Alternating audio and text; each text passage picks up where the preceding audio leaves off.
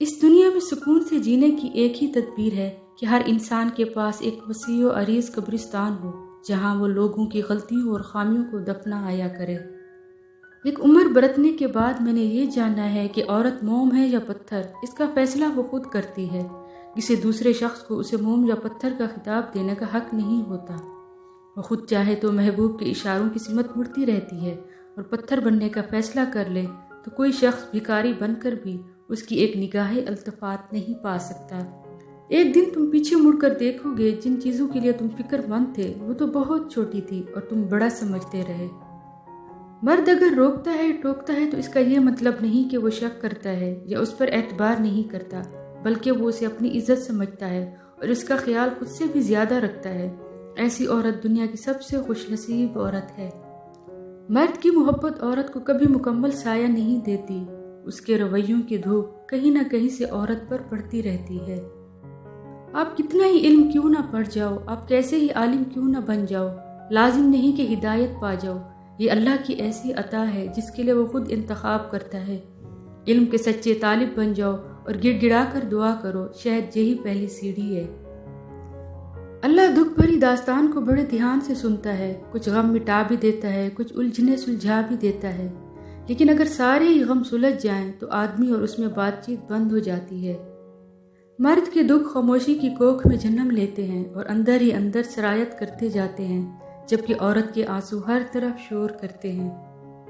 مکافات عمل کا سلسلہ بہت وسیع ہے، یہ نسل در نسل چلتا ہے، اس کا ذمہ اللہ تعالیٰ نے خود لیا ہے اور اس میں کسی کا آپ کے ساتھ کیے گئے ظلم و ستم کا نتیجہ ہوتا ہے اور وقت نہیں لگتا بازی پلٹنے میں، بے شک اللہ بہترین انصاف کرنے والا ہے۔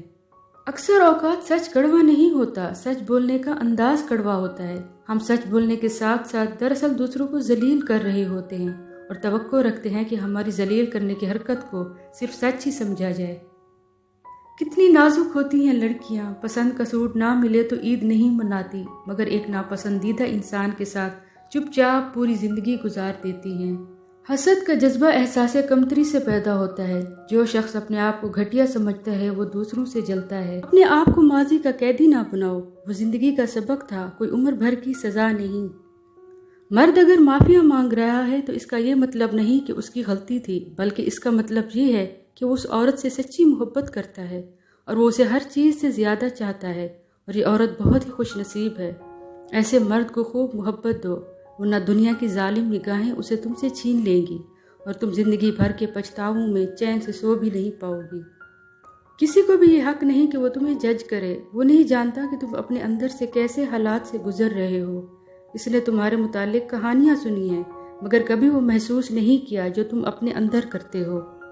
جب آپ تجربات سے بھر چکے ہوتے ہیں تو اس قدر بوڑھے بھی ہو چکے ہوتے ہیں کہ کوئی بھی آپ کے تجربات کو ملازمت نہیں دیتا۔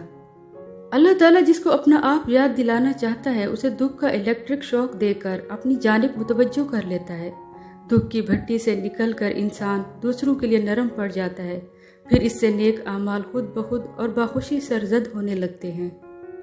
کبھی کبھی ایسا ہوتا ہے کہ زندگی ہر وہ چیز آپ کو لوٹا رہی ہوتی ہے جو کبھی آپ سے چھن گئی تھی بشمول محبت کے، لیکن آپ بے نیاز ہو چکے ہوتے ہیں۔ مرد ساری عمر جھڑکیاں کھا کر دھکے برداشت کرتا ہوا کفالت کی راہ نہیں چھوڑتا، مکان بنواتا ہے، پردیسیوں کی مٹی پھانکتا ہے، آخر میں جوان بچے کہتے ہیں ابا جی آپ کوئی ڈھنگ کا کام کر لیتے تو زندگی سنور جاتی۔ عورت اپنی عمر تب غلط بتانے لگتی ہے جب اس کا چہرہ اس کی صحیح عمر بتانے لگے۔ جب انسان محدود خواہشوں اور ضرورتوں کا پابند ہوتا ہے تو اسے زیادہ جھوٹ بولنے کی ضرورت بھی پیش نہیں آتی۔ جب محبت ملے گی تو پھر سب حق خوشی سے ادا ہوں گے۔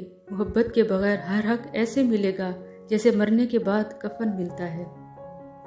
کبھی کبھی درست انتخاب راستے کی طوالت کو کم کر دیتا ہے۔